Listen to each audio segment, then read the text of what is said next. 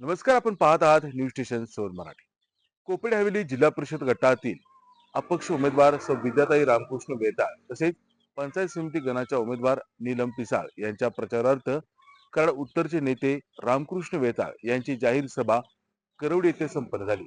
या सभेला मतदार मोठ्या संख्येने उपस्थित होते।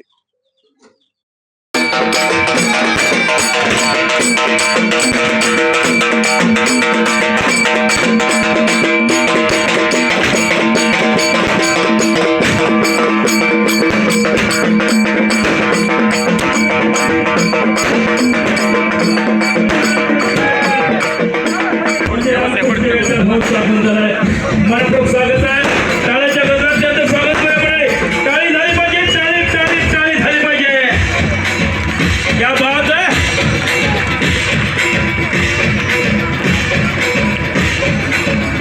दमदार नेता रामकृष्ण वेताळ साहेबांचा दाखवत झालाय।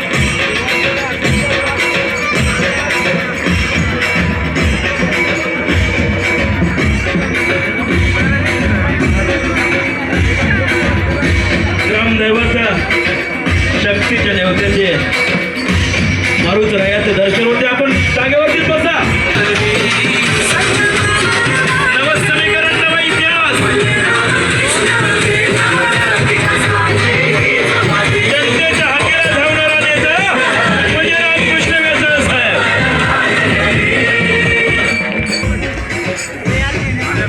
भाऊंचं आगमन आहे, आपल्या सर्वांचा जल्लोष लाख मोलाचा आहे। मंडळी,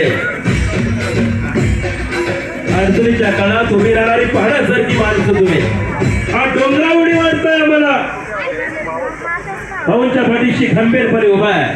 टाळी टाळी झाली पाहिजे, मध्ये टाळी झाली पाहिजे, जोरदार टाळी। वा वा वा वा वा, क्या बात है।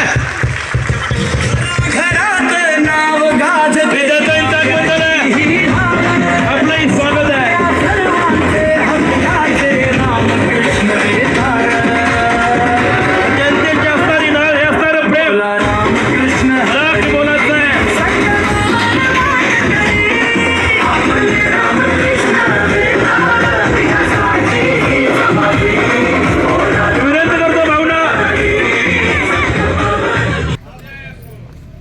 सर्व कोपर्डे हवेली जिल्हा परिषद गटातील मतदार बंधू भगिनींनो, आज आपण करवडी येथे सभेसाठी आलात त्याबद्दल स्वागत।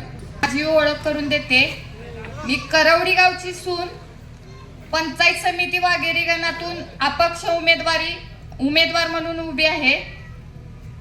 तर येत्या 7 तारखेला करवडी तुमच्या लेकावर जो अन्याय झालाय तो तुम्ही दाखवून द्यायचा आहे, ह्या सुनेला विजयी करून। येत्या 7 फेब्रुवारी रोजी विद्या रामकृष्ण वेताळ यांचं चिन्ह आहे कबशी, आणि मी स्वतः नीलम हिंदूराव पिसाळ वाघेरी पंचायत समिती गण 113 मधून माझं चिन्ह आहे नारळ। या चिन्हासमोरील बटन दाबून आम्हा दोन्ही उमेदवारांना विजयी करायचं आहे प्रचंड बहुमतांनी, आणि तुमच्या लेकावर झालेल्या अन्यायाचा तुम्ही दाखवून द्यायचं आहे की करवडी गावची जनता काय करू शकते। आणि मी हे तुमच्याकडून अपेक्षा करते की माझी जनता मला साथ देणारच। कोपर्डे हवेली गटाच्या विकासासाठी रामकृष्ण वेताळ साहेब यांच्या हाताला बळकटी देण्यासाठी 7 तारखेला आम्हाला दोघींना प्रचंड बहुमतांनी विजयी करा। धन्यवाद। भाऊंना द्यायचा आहे, आणि भाऊ मी तुम्हाला विनंती करतो, तुम्ही कोपर्ड्या सकट अर्धा पाऊण तास बोलला पाहिजे। मग सभा लवकर घ्यावी लागली तरी घ्या, कारण भाऊ तुम्ही बोलणं गरजेचं आहे जास्त। भाऊंचं काम करवडी गटात माहीतच आहे आणि कोपर्डे गटात पण माहीत आहे।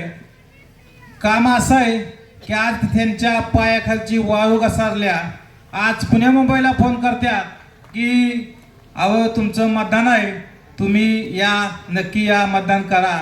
ते लोक म्हणतात आमचं ठरलंय, भाऊंच्याच माग आहे।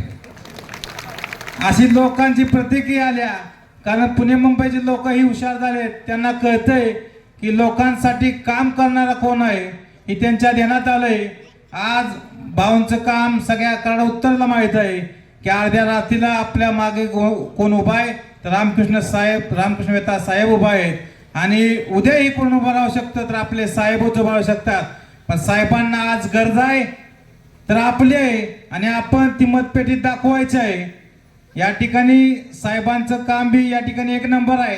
त्याच प्रकारे आज या गणातनं नानासाहेब पिसाळ यांच्या पत्नी नीलम पिसाळ ह्याही उभ्या आहेत. त्यांचंही काम या ठिकाणी एक नंबर आहे आणि नाना पिसाळ पण तुम्हाला माहीत आहे लोकांच्या अडचणीसाठी उभा असतात आणि आता तर नानांची वेळ आलेली आहे की लोकांनी त्यांना बी सहकार्य केलं पाहिजे आणि भरघोस मताने निवडून आणलं पाहिजे. कारण हा नानांचा विजय आहे म्हणजे रामकृष्ण वेता साहेबांचा विजय आहे आणि दाखवायचं आहे आमच्या मागे एवढी ताकद आहे भाऊंची की तुम्हाला मतदानात दिसेल की भाऊंच्यावर प्रेम करणारी हे आपली माणसं आहेत. पण विरोधकांनी पण दावून दिलंय की भाऊ हा माणूस देवाप्रमाणे आहे. त्याला आम्ही या ठिकाणी मतदानात दाखवून देणार की भाऊंच्या मागं काय आहे. हे विरोधक म्हणलेत मला स्वतः म्हणलेत की अमित नाना भाऊने एवढं लीड द्यायचं आहे की उभ्या आयुष्यात सामान्य कुटुंबावर किंवा सामान्य माणसावर जो तळागाळात पोचतोय काम करतोय त्याच्यावर अन्याय नाही झाला पाहिजे. ही निवडणुकीत आज आम्ही दाखवून देणार आहे. मी सौ विद्या रामकृष्ण वेताळ कोपारडे हवेली गटातून जिल्हा परिषदेसाठी अपक्ष म्हणून निवडणूक लढवत आहे. तसेच माझे सहकारी नीलम पिसाळ ही तालुका पंचायतसाठी आणि अमित नाना पाटील ही पंचायत समितीसाठी निवडणूक लढवत आहे. करवडी ही एक पावनभूमी आहे. ही पावनभूमी विजयलिंग महाराज आपले मठाधिपती यांच्या पदस्पर्शाने पावन झालेली भूमी. या करवडी भूमीत तुम्ही आम्हाला बोलवून आमचे मनोगत व्यक्त करण्याची संधी दिली त्यासाठी मी सर्वांचे आभार व्यक्त करते.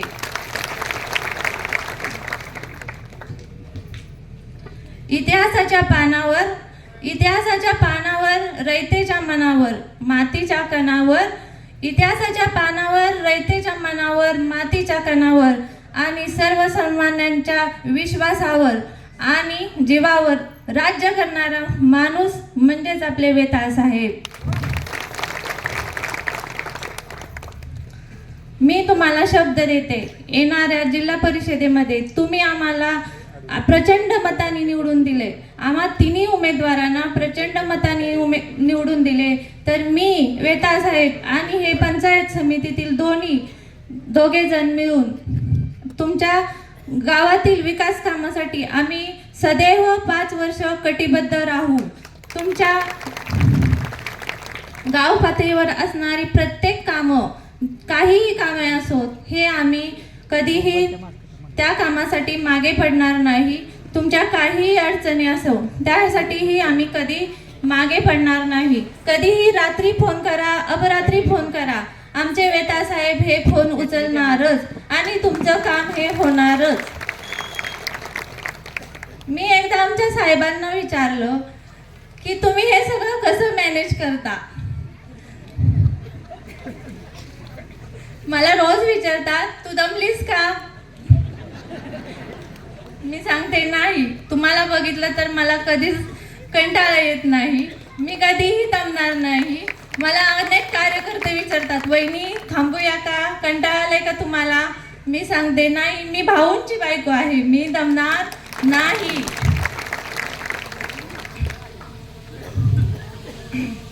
मी एकदा विचारलं साहेबांना तुम्ही हे सगळं कसं मॅनेज करता एवढी लोकांना कशी मदत करता. साहेब म्हटले अगं विहिरीतला गाळ काढल्याशिवाय त्यात पाणी कुठून येईल.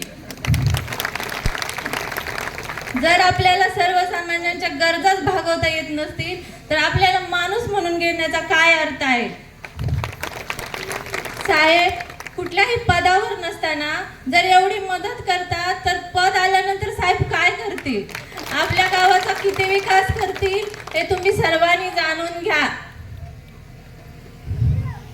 तसेच मी सर्व उत्तर कोपारडे गटातील मतदारांना आणि माझ्या बंधू भगिनींना सांगते येणाऱ्या 7 तारखेला सौविद्या रामकृष्ण वेताळ कबशी चिन्ह अनुक्रमांक 3 नीलम हिंदूराव पिसाळ यांचे चिन्ह नारळ, त्यांचाही अनुक्रमांक 3 आणि अमित नाना पाटील यांचाही अनुक्रमांक 4. या सर्वांना प्रचंड मताधिकांनी निवडून द्या आणि 9 तारखेचा विजयाचा गुलाल आपल्यालाच मिळाला पाहिजे एवढी सगळ्यांना इच्छा व्यक्त करते आणि थांबते. जय हिंद, जय महाराष्ट्र. खुर्च्या कमी पडल्या का लोक कमी पडली की आता कराड उत्तरची जनता, या कोपड जिल्हा परिषद गटाची जनता 9 तारखेला आपल्या सगळ्यांच्या समोर दाखवे. इकडे बघितलं तर इकडे किती कार्यकर्ते उभे आहेत बघा, या बाजूला इकडे कार्यकर्ते उभे आहेत बघा. असा अखंड जनसागर या कोपड जिल्हा परिषद गटाचा विजय करण्यासाठी या ठिकाणी आपण सर्वजण उपस्थित आहे. खर तर हा कराड उत्तर विधानसभा मतदारसंघ हा स्वर्गीय यशवंतराव चव्हाण साहेबांच्या नेतृत्वामध्ये घडलेला हा विधानसभा मतदारसंघ आहे. महाराष्ट्राच्या राजकारणामध्ये एक सुसंस्कृत नेतृत्व, महाराष्ट्राची जडणघडण करणारे एक नेतृत्व, ज्यांनी महाराष्ट्राचे पहिले मुख्यमंत्री म्हणून या महाराष्ट्राला दिशा दिली, ते यशवंतराव चव्हाण साहेब या कराड उत्तरच्या मतदारसंघामधून विधानसभेचं नेतृत्व करत होते. जिल्हा परिषद पंचायत समितीच्या निवडणुका लागल्यावरती खऱ्या अर्थानं काही लोकांच्या पायाखालची वाळू सरकल्यामुळं अनेक कार्यकर्त्यांना दमदाटीची भाषा केली जाते. परंतु कराड उत्तर विधानसभा मतदारसंघ हा कराड तालुका हा सुसंस्कृत आणि स्वाभिमानी तालुका आहे. या तालुक्यानं कधीही कुणाच्या दमाला आणि दमदाटीला कधीही थारा दिलेला नाही. मी आपल्या सगळ्यांना विश्वास देतो, तुमचा हा भाऊ तुमच्यासाठी रात्रंदिवस ढाल होण्यासाठी तयार आहे. इथल्या कार्यकर्त्यांना घाबरण्याची गरज नाही. भविष्यामध्ये स्वर्गीय यशवंतराव चव्हाण साहेबांचा विचार घेऊन या तालुक्याचा विकास करण्यासाठी, या भागाचा विकास करण्यासाठी आपण सगळ्यांनी एकमेकांनी हातात हात घालून या तालुक्यामध्ये परिवर्तन करण्याची दिशा घेऊन आपण सगळेजण पुढे जायचं आहे. तुम्हाला माहिती आहे, अनेक वक्त्यांनी सांगितलं की जिल्हा परिषदेच्या तिकिटा का नाकारल्या. ज्यांना माझ्या समोर प्रवेश दिला, भारतीय जनता पार्टीमध्ये माझ्या समोर काही कार्यकर्त्यांचा प्रवेश झाला, अशी लोक आज मला विचारायला लागले, किंबहुना इथल्या जनतेला विचारायला लागले की भारतीय जनता पार्टीमध्ये यांचं स्थान काय. आज आपण सगळेजण बघताय, कराड उत्तर विधानसभा मतदारसंघामध्ये एकाही कार्यकर्त्याला भारतीय जनता पार्टीचं तिकीट मिळालं नाही. आणि काल परवा काहीतरी छोटीशी कारवाई केली, त्या कारवाईला काही इथली जनता भीक घालणार नाही. परंतु मला त्यांना विचारायचं आहे, रामकृष्ण वेताळ, सचिन नांगरे आणि महादेव साळुंके एवढेच कार्यकर्ते भारतीय जनता पार्टी कारवाईसाठी का? अनेक कार्यकर्ते भारतीय जनता पार्टीचा विचार बाजूला ठेवून आज अपक्ष म्हणून निवडणुका लढताय. या ठिकाणी माझ्यावरती सातत्यानं अफवा पसरवून कार्यकर्त्यांच्यावरती दबाव टाकून कधीही राजकारण होत नाही. एखाद्याची गळचेपी करून कधीही राजकारण होणार नाही. आता इथून पुढच्या काळामध्ये खरं तर आपल्याला या तालुक्याचा जर विकास करायचा असेल, या तालुक्यामध्ये परिवर्तन घडवायचं असेल, तर आपल्या सगळ्यांना एकत्रितपणे काम करण्याची गरज आहे. अनेक जण म्हणतात मी हमका विकास करणार, तमका विकास करणार. मी तुम्हाला दाव्यानं सांगतो, विकास काय करायचं ते रामकृष्ण वेताळला सांगण्याची गरज नाही. कुठलाही व्यक्ती मला रात्रीच्या 1ला 2ला फोन करू दे, त्याचं वैयक्तिक काम असू दे किंबहुना गावाचं काम असू दे, समाजाचं काम असू दे, कधीही मी शब्द डावलेला नाही. कधीही गेली 15 वर्ष सलग तुम्ही जर बघितलं, माझ्या मोबाईल मध्ये जर माझे कॉल बघितले, मिनिमम 500 ते 600 कॉल दिवसाचे असतात. आपण बसलेले 30 सेकंद जर कॉल मी अटेंड केला तर किती मिनिटं होतात आणि किती तास वेळ जातो हे तुम्हाला सगळ्यांना लक्षात येईल. त्यामुळे मी विकासाची चिंता करत नाही. विकास कसा करायचा, कुठून करायचा हे मला निश्चितपणे माहिती आहे. खरं तर स्थानिक स्वराज्य संस्थेमध्ये निवडून गेल्यावर विकास कसा करायचा हे मला चांगलं माहिती आहे. यांना माहिती नसेल, मी 21व्या वर्षी गावाचा सरपंच होतो. गावाला काय लागतं ते मला सगळं माहिती आहे. सगळी प्रोसिडिंग चाचा मला माहिती आहे. 23 नंबर 26 नंबर कुठं काय करायचं सगळं माहिती आहे. या तालुक्याचा विकास करण्याची ज्यांनी भाषा केली त्यांना येणाऱ्या 5 वर्षामध्ये विकास काय असतो ते आपण सगळ्यांनी दाखवून द्यायचं आहे. रामकृष्ण वेताळ रात्रंदिवस तुमच्यासाठी मेहनत करेल. कराड तालुका हा महाराष्ट्रामध्ये एक यशस्वी निर्माण करण्यासाठी प्रयत्न करेल. तुम्हाला माझी विनंती आहे, या ठिकाणी आपले तिन्ही उमेदवार चांगले, तिन्हीच्या तिन्ही उमेदवार हे सुशिक्षित उमेदवार आहेत, सामान्य कुटुंबातले उमेदवार आहेत.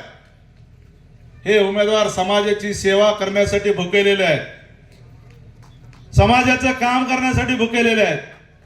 असे उमेदवार घेऊन आपण या जिल्हा परिषद गटामध्ये जी काय अडचण असेल, कुठलंही काम आपण सांगा, ते निश्चितपणे पूर्ण करण्यासाठी आम्ही सगळेजण कटिबद्ध असू.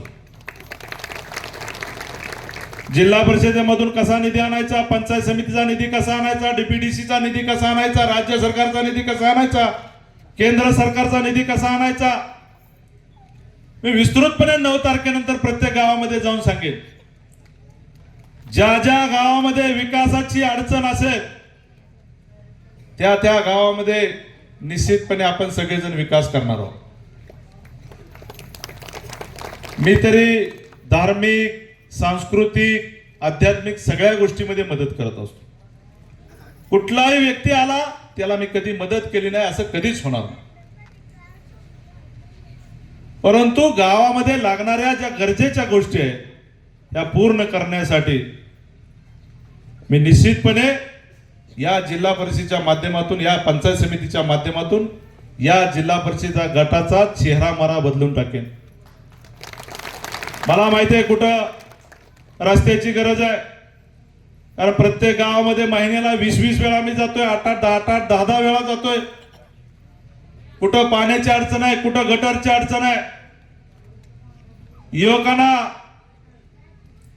चांगल्या व्यायामशाळा मिळाल्या पाहिजेत, चांगले सांस्कृतिक भवनं झाली पाहिजेत, समाजातले युवक चांगले पुढे आले पाहिजेत, गोरगरीब लोकांना शिक्षणाच्या सुविधा केल्या पाहिजेत, या भागातल्या युवकांना रोजगार निर्मिती केली पाहिजे, या भागातल्या युवतींना चांगल्या हाताला काम दिलं पाहिजे, महिलांना चांगलं काम दिलं पाहिजे, माझ्या माता भगिनींना रोजगार मिळवून दिला पाहिजे, शेतकऱ्यांना 24 तास लाईट मिळाली पाहिजे.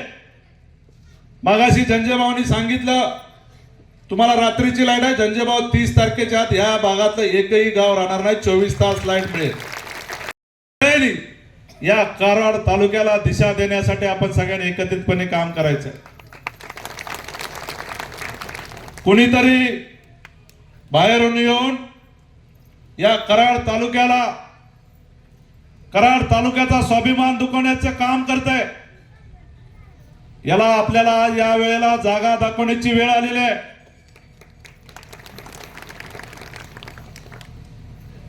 काल परवा कोणीतरी म्हटलं की तुमच्या उमेदवारांनी इंटरव्ह्यू दिला का? तुम्ही सगळ्यांनी बसलेल्या बघितले. मी महाराष्ट्राच्या संचालन समितीमध्ये होतो. मीच इंटरव्ह्यू घेणारा जिल्ह्यामध्ये होतो. आणि विद्या वेताळ, नीलम पिसाळ, अमित पाटलांनी इंटरव्ह्यू दिलेले फोटो सुद्धा आहे. पण या लोकांना का तिकिटा नाकारल्या? ज्यांना या पंचायत समिती गणामध्ये तिकीट दिले ते कुठे आले होते इंटरव्ह्यू द्यायला? त्यांचा सर्वे कुणी केला? विद्यमान आमदार सांगतात की सर्वे मध्ये अमका फोडवता तमका मागवता. आज इथली समस्त जनता, तुम्ही सर्वे बघा, आता जनता बघा पुढे किती बसलेले आहे. तुम्ही सर्वेच्या नावाखाली एखाद्या कार्यकर्त्याला गाडण्याची भाषा करता. एखाद्या कार्यकर्त्याचं राजकारण, समाजकारण संपवण्याची भाषा करता. अशा प्रवृत्तीला कराडची जनता कधीही माफ करणार नाही. मित्र, अनेक गोष्टीचं आमिष दाखवलं जाते. अनेक लोकांना भीतीचं वातावरण निर्माण केलं जाते. परंतु मी दाव्याने सांगतो, या कराड उत्तर विधानसभा मतदारसंघामध्ये गेल्या 10 वर्षामध्ये रामकृष्ण वेताळानं अनेक गावामध्ये निधी आणलेला. गेल्या वेळेला या गणातून सुरेश कुंभारला तुम्ही निवडून दिलं. या करवडी गावामध्ये माझ्या नेतृत्वात सुरेशराव किती निधी आलाय तुम्ही उठून सांगा. तुमचा 60 लाखाला मी आणलेला किती आणला? जवळपास 1-1.5-2 कोटीचा निधी मी या करवडीमध्ये आणलेला आहे. गेल्या 1.5 वर्षापूर्वी नुसते 30 ते 40 लाख रुपये 25-15 आपण इथं टाकले. तुम्ही 2 वेळा विधानसभा लढला. आता आमच्या जेव्हावरती आमदार होऊन सांगता की मी निधी आणेन, निधी दिलाय, अमुक दिले. गेल्या 10 वर्षामध्ये या गावामध्ये एक फुटका मणी आला का? आमदार व्हायच्या अगोदर यांचा फुटका मणी आला का? सांगावं करवडीकरांनी, या भागातल्या लोकांनी एक फुटका मणी टाकला नाही. आमच्या जीवावरती आमदार होऊन तुम्ही आम्हाला धमकावण्याची भाषा करत असला तर ही कराडची जनता तुमची भाषा ऐकून घेणार नाही.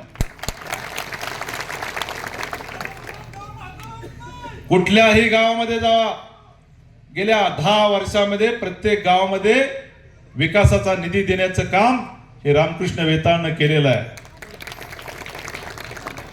मित्र, राजकारणामध्ये संविधानिक पदावरती गेल्यावरती प्रत्येकाला हे विकास काम करावंच लागतं.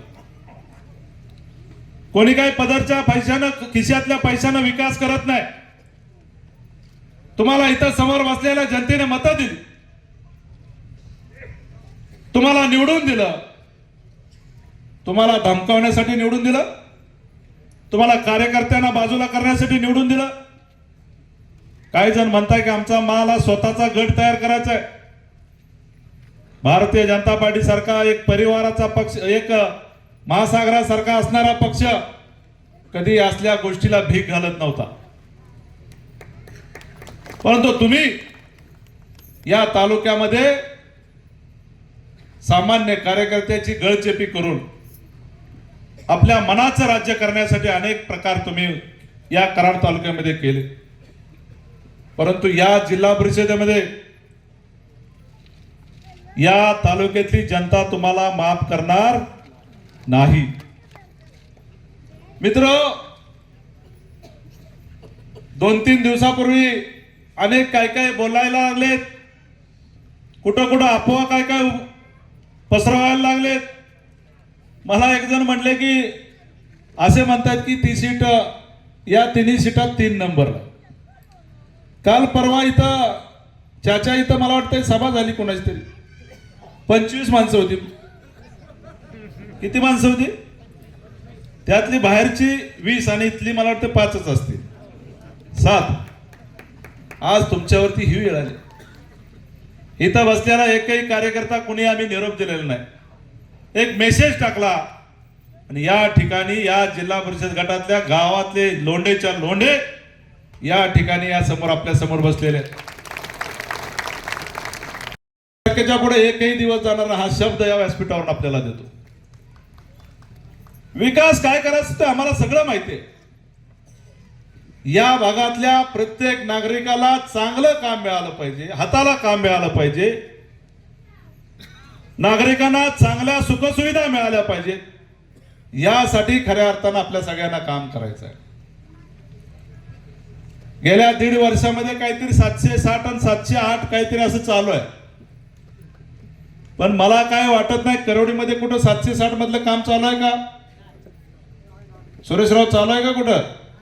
हा, नुसत्या उल्लंघना करणारे काही नेते मंडळी आपल्या सगळ्या जनतेची दिशाभूल करतात. त्यांचं कटकार असताना की जिल्हा परिषद पंचायत समितीमध्ये या कराड तालुक्यातला एकही कार्यकर्ता निवडून आला नाही पाहिजे. त्याच्या मागचं धोरण काय? कराड तालुक्यातनं जर उमचे उमेदवार निवडून आले तर भविष्यामध्ये विधानसभेचा चेहरा या ठिकाणी उभा राहू शकत नाही. परंतु ज्या कराड तालुक्यातली जनता, कराड उत्तरची जनता एवढी भोळी नाही. या वेळेला तुम्हाला निश्चितपणे जागा दाखवेल, जिल्हा परिषदेला तरी निश्चितपणे जागा दाखवेलच, पण येणाऱ्या विधानसभेला सुद्धा निश्चितपणे तुम्हाला जागा दाखवेल की कराड तालुक्याचा स्वाभिमान काय असतोय. मित्रो, आपल्याला परवा आणि कोपर्डीच्या सभेमध्ये बोलायचं आहे. कोणी काय टीका सानुकमुख कार्यकर्त्यांनी ठेवलाय, असल्या टेटस बिटस काय भानगडीत पडू नका. तुम्ही इथं बसलेल्याने सगळ्यांनी जर एक टेटस रामकृष्ण वेताचा ठेवला तर सगळ्यांची झोप उडून जाईल. हजारो कार्यकर्ते आज स्टेटस ठेवतात आपला पण, परंतु काय नतद्रष्ट कार्यकर्ते एका वैयक्तिक माणसाच्या प्रेमापोटी चुकीचे काही स्टेटस ठेवतायत. या असल्या गोष्टीला भीक आपण घालू नका. कुणाच्या काही आमिषाला बळी पडू नका. काही लोक आमिष दाखवत आहेत, कुणाला साड्या वाटल्या जात आहेत, कुणाला डबे वाटले जात आहेत. आता एका कुटुंबात ज्याच्या घरी लग्न झालंय त्याची भांडी सुद्धा 10-10 वर्ष बाहेर काढली नसतील. चाचा, डबं वाटणाऱ्याला कळायला पाहिजे बाबा, अरे ती भांड्याची 2 भांडी सुद्धा अजून बाहेर काढली नसती. माझ्या आपल्या लग्नातली काय भांडी बाहेर काढली का? अजून आई वडिलाचीच भांडी. तर डबं वाटणाऱ्याला काय सांगायचं? डबवाल्याला एक जण साडी, मी विद्याला ती मला कपाट उघडलं की ती अगे ह्या साड्या बाजूला काढून ठेव, या बाजू साडून बघितल्या की त्या साड्याचं जवळजवळ आज समोर बसलेल्या माझ्या माता भगिनींच्याकडं मिनिमम 10-20 साड्या. अरे साड्या वाटून कुठं राजकारण होतं का? होतं का? लाडक्या बहिणींनो सांगा. या माझ्या लाडक्या बहिणी स्वाभिमानी आहेत. या कराड तालुक्यातल्या स्वाभिमानी लाडक्या बहिणी असल्या साड्याला आणि डब्याला भीक घालणार नाहीत. एका स्वाभिमानी कार्यकर्त्याच्या पाठीशी, एका भावाच्या पाठीशी तुम्ही खंबीरपणे उभा राहण्याचा जो निर्धार केलाय त्याचा सार्थ अभिमान या रामकृष्ण वेताळला.